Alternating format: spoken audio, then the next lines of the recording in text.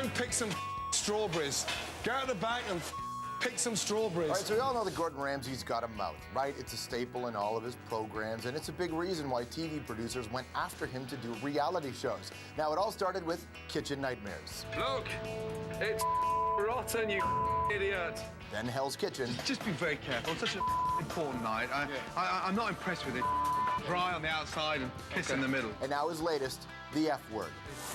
Oh, me. What are you doing? By the way, the F stands for food. I know what you were thinking. So how did Gordon get to this point? Well, he was born in Scotland. He was raised in England in a government housing project. His old man was an abusive hard drinker with big expectations. And he pushed his son to go for a career in football with the Glasgow Rangers. Well, Gordon made the team, but he hurt his knee and the dream was over. So instead, he decided to pursue his passion for cooking. How do you think that went over with his old man? Yeah, he didn't approve. But that just drove Gordon even harder, some would say too hard. Either way, he built an empire. We're talking 24 restaurants around the world, more than 1,000 employees, and he's cooked privately for everyone from Pierce Brosnan, James Bond, to David Beckham, to Vladimir Putin. We are not ever again serving any of this food. They all say getting to the top is hard, but it's even harder to stay on top. And last year, Gordon took a bit of a beating. A couple of his flagship restaurants were knocked out of first place on food guides. Critics were harsh, and in spite of it all, the multiple-star Michelin chef still going strong. He's just launched a brand new book called Gordon Ramsay's Fast Food. Ladies and gentlemen, Chef Gordon Ramsay. Welcome, man. Good to see you. Likewise. Very well indeed, thank you. Thank you so much for having me on. Of course, a pleasure. Happy to be here. Lovely to have you. We know of a lot of successful chefs, but they rarely get that sort of applause. It's the chef and the TV thing. I'm not a fat bastard. I can get out of bed every morning and look at my meat and two veg. You get it nice. Unlike a lot of chefs. Right. You've got a bit of a tummy on you as well, You George. think so, right? Well, it's hardly a sick pack, is it? Yeah, okay. It's a 2-4, baby. Your tits are a little bit floppy. And you like that, huh? You're staring at my tits so early, aren't you, Gordon? No. You've been on the road a while, haven't you? I have, actually. You know, I just finished the London Marathon last week, and I was getting onto mile 22 at the Tower Bridge, and someone shouted, "You're not so hard now, you fat bastard." I was like, oh, come on, guys, 22 miles. Give me a little bit more support than that. So, where's your sports bar? So, You must have loved it. I did love it. You're a young man, but run a marathon? Really? 41. 9th one, so... 41. You said you're out by 50. You're going to retire all this TV business by 50. Is that true? Do you know what? I mean, honestly, there's no end game in terms of retirement. I love what I'm doing, and I'm very passionate about getting it right. So there's no scripts. I'm signed exclusive to Channel 4, Fox, so right now it's going brilliantly. Yeah. I wonder about being a cook and being a TV personality. Yeah, I mean... Can you do both properly? Because it's hard to do. Yeah, I mean, honestly, you know, I hate that cult sort of celebrity chef following because cooking on television is quite easy. That's why I prefer going into the situations like Kitchen Nightmares, where there's jeopardy, vulnerability, and more importantly, I'm faced with a scenario, irrespective of how much success I've had, I like being at that level of insecurity with the chance of turning somebody's life around. It doesn't work every time because I think now more than anything they take me on as opposed to take the advice on, which is great. Good fun for you, yeah. Love it. But you know, like a lot of television, especially shows that fit in any way in the reality genre, they know that you know the end before you set in. How much of in Kitchen Nightmares or even the effort do you know the end before you go in? Kitchen Nightmares, no. I mean, it's unscripted drama, and truthfully, you know, I'm let off the lead at the door like a Rottweiler. I sniff them out, and we weed out the donkeys and improve the talent. But I'm faced with the most extraordinary situations, and I never get to sort of preempt what I'm going to do because it's all natural. So they know I'm coming, George, and that's what frustrates me because I look at some of the health and hygiene problems they have in these kitchens, and, you know, it's like, Christ, guys, you knew I was coming. You know, what was it like before you knew I was coming? That's right. You just told me you've cleaned out. Oh, that New York Indian restaurant, which you renamed Purnima, was called Dylan's. Shocking. Yeah, that was like Chernobyl. Yeah, I couldn't believe that restaurant. Place was packed with Stuart Littles downstairs, everywhere, and it was. Do you know what? It pissed me off, really, because my restaurant's 100 metres away from that. Yeah. And I was upset for them taking the piss out of customers that are paying top dollar for good food. And they couldn't even get a vegetarian platter right. I asked for a vegetarian dish, and out came a pork chop, which was just embarrassing. You handled it well. You actually made the guy eat his food. Yeah. You made the manager eat his own food. Yeah, I wanted to stick up his ass. In that particular episode, you destroyed Martin, the operations manager. Yeah, destroy is a heavy word. I mean, You went after him, right? Yeah, With good reason. Yeah, no, I exposed him. Fair enough. You're a pro, and you do your job brilliantly, but it's the only job in the world that you don't need qualifications to become a commis chef. Then they get excited about the sort of status a chef can have, and they take shortcuts to get somewhere where they shouldn't be. And this was a manager that was lying to the owner, and I felt unfair. He's a Brit, and I thought, you can't do that and take the piss out of someone that's incredibly rich, and you're siphoning this money from this poor man. So, yeah, I exposed him. Is it different when you do these shows and you're dealing with restaurants in Europe as opposed to dealing with restaurants in North America?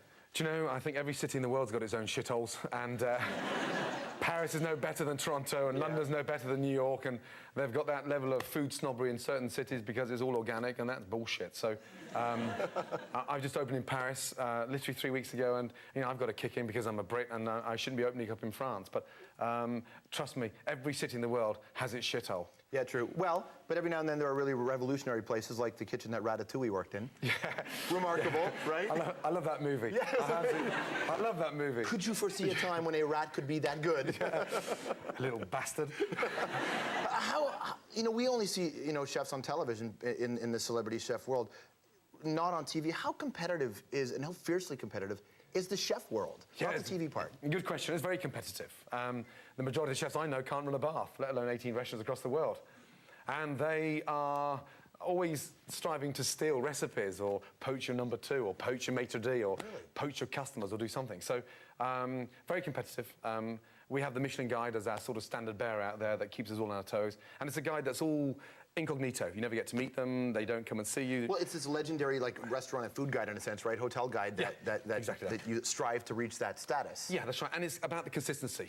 And you don't go up and down and standard when you spot an inspector. You don't know who they are. And that's why chefs, I think... How many stars do you have, like 12? 12 now, yeah. Yeah, I mean, as a soccer player, you want an FA Cup medal. Yeah. As an ice hockey, you want to win the Stanley Cup. As a chef, is a Michelin star. Yeah. An actor's an Oscar.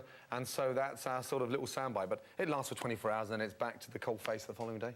Speaking of soccer player, I mean, Glasgow Ranger, you weren't you? I know, a long time ago now. Put a bit of weight on since then. A couple, eh? Yeah, I know. I mean, you still did 22 miles of marathon, even more, right? So, yeah, yeah, absolutely. I mean, I played 2 first-team games, so I was very grateful for that. But it's really weird now. In 2 weeks' time, I go back to the stadium to take my son Jack there.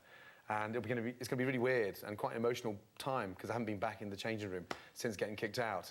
So, they've changed a little bit. The baths are no longer communal. They've got their own saunas and hair dryers and shampoo and conditioner, and they get everything done for them. So, I don't want to engage too much in pop psychology. I don't have the degree, but let's go back. A lot of who you are defined by what your family was like.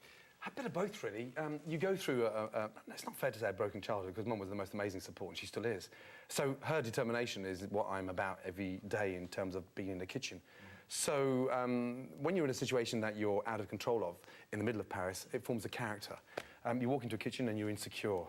The quicker you learn, the more confident you feel. And I never wanted to be in a situation where I had ingredients in my hand, from an albino sturgeon, from golden caviar, to the most amazing Alba truffles, and not know what to do with them. And that was an amazing journey to go on with food. And it's still happening today. I went out to a restaurant last night with the publishers, and I said to the chef, oh, look, you decide, you choose. And I was thinking, right, he's going to give me a nice big steak, good Canadian beef, and God forbid he gave me a bowl of tripe. So I got back to the hotel and I ordered a club sandwich. As you should have. I wondered if you walk into a restaurant, man, if the chefs just run and hide. No, I mean, it's really weird. Honestly, for 45 minutes, we went out to dinner tonight, late after the show. I swear to God, nothing would happen for an hour. Now, there's two things. Either the chef's done a runner, or my food's gone through the dishwasher 3 or 4 times in terms of seeking revenge, or my vinaigrette's been thickened with something. Trust me, it's happened. Have you ever deserved it, though? Do you know what? Honestly, being out and knowing what it's like behind the scenes and how hard it is to cook and just perfect food, I never act in a pompous way and stick my hand up and say, take that away. I'm just very low-key, and I just leave it. I wouldn't complain. So you'd be surprised how undifferent I am outside. I just love eating out. Well, I'm aware. So do you? No, in a nice way. In a nice way. Well, it's funny. Why you bastard?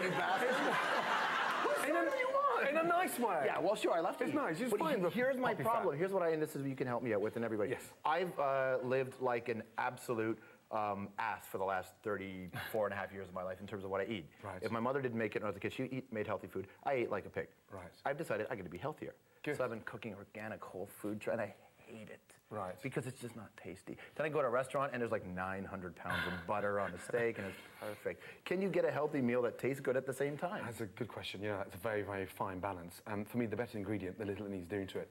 Just get too fussy with pictures today. It's all about flavour as opposed to trying to look at, like the Leaning Tower of Pisa. So frustrating. So, yeah, you can eat healthily. And healthy food doesn't have to be boring food, definitely.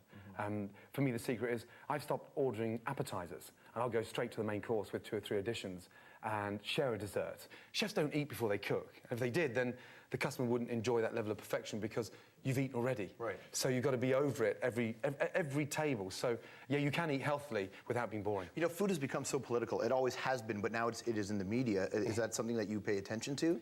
Yeah, I mean, I had an argument with a chef yesterday when he was insisting that he gets strawberries, 12 months a year. And I said, no, look, Canadian strawberries are perfect in season, and you should be, stringent with the discipline in terms of having ingredients seasonal, and they should be, fined if they're not using seasonal ingredients, because that's our duty. Removing intimidation from food and making it, a lot more approachable, easygoing, is the whole idea today. All right, when we come back, what we're going to do is have a conversation with Gordon. A, about the game 220, but B, how he plans on traumatizing his kids on this season of the F Word. 220 and his kids, and we'll be right back with Gordon.